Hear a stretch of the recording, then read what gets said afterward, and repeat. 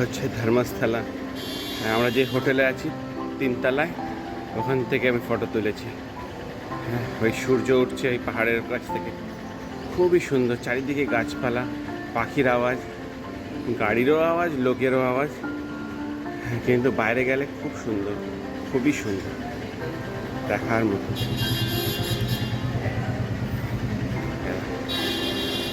সূর্য একদম সোনার মতন আকাশ।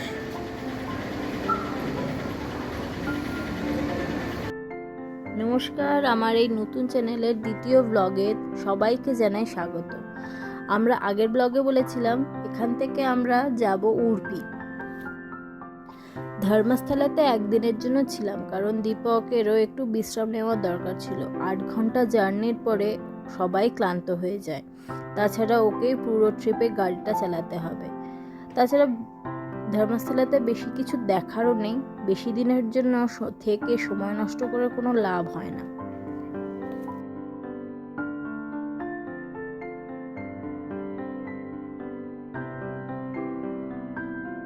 প্রায় 2 ঘন্টা জার্নির পর আমরা পৌঁছে গেছিলাম উড়ুপিতে।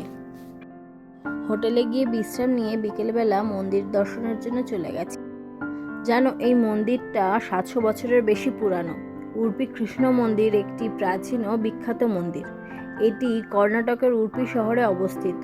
শ্রী মাধবাচার্যের দ্বারা প্রতিষ্ঠিত মন্দিরের সাথে অনেক পৌরাণিক এবং অলৌকিক ঘটনা জড়িয়ে আছে, যেমন কনক দাসের জন্য বিশেষ জানালা এবং প্রতিদিনের পূজোর নিয়ম। কথিত আছে শ্রী মাধবাচার্য সমুদ্রের বিপদ থেকে একটা নৌকায় থাকা ব্যক্তিদেরকে বাঁচিয়েছিলেন এবং কৃতজ্ঞতা স্বরূপ নৌকার প্রধান তাকে একটা শালগ্রাম শিলা দান করেন, যা পরে বিগ্রহ মূর্তি হিসেবে স্থাপন করা হয়। মন্দিরে একটা বিশেষ জানালা আছে, কানাকানা কিন্দির, যা ভক্ত কনক দাসের জন্য নির্মিত করা হয়েছিল। তিনি নিম্নবর্ণের ছিলেন, মন্দিরের ভিতর প্রবেশ করা তার নিষিদ্ধ ছিল। মন্দিরে আসা ভক্তমণ্ডল আজও ওই জানালা দিয়ে শ্রীকৃষ্ণ দর্শন করেন।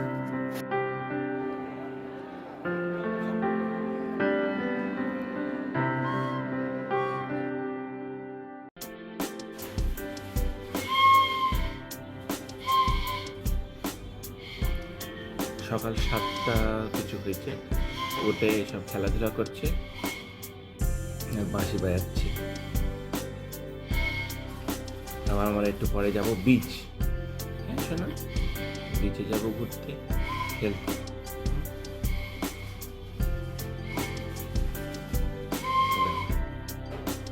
সকালে উঠে টেডি, ইনি আর এত গাড়ি এসব কিনেছে কালকে। টেডি ছাড়া, টেডি বাড়ি থেকে আনা, টেডি ওর ছোটবেলার সাথী। উড়ুপিতে এসেছি, বিচ এক্সপ্লোর করব না তা কখনো হয়? হ্যাঁ, এখন আমরা সেই ফেমাস মাল্পি বিচে যাইনি যদিও, কিন্তু আমরা আশেপাশের কয়েকটা বিচ ঘুরে দেখতে চাই। আমাদের হোটেলের কাছেই অনেক কটা বিচ ছিল, যেগুলো অতটা ফেমাস না হলেও বেশ সুন্দর।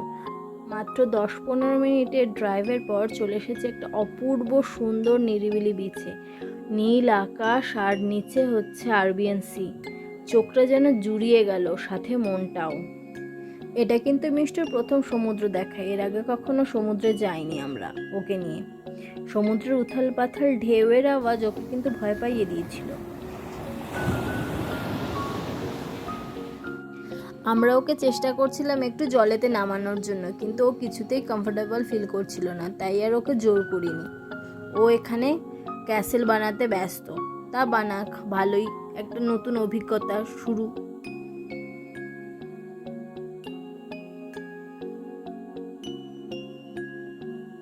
শহরের কোলাহল, গাড়ি ঘোড়ার আওয়াজের থেকে যেন বেশি ভালো লাগছে এই সমুদ্রের গর্জনটা শুনতে।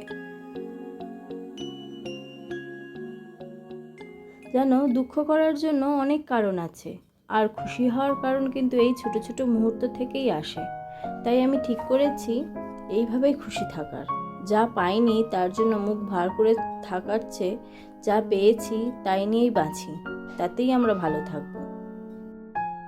আবারও কিছু দামি মুহূর্তগুলো তুলে রেখে দিলাম স্মৃতির পাতায়, যা সারা জীবন গেঁথে থাকবে আমাদের মনের মধ্যে।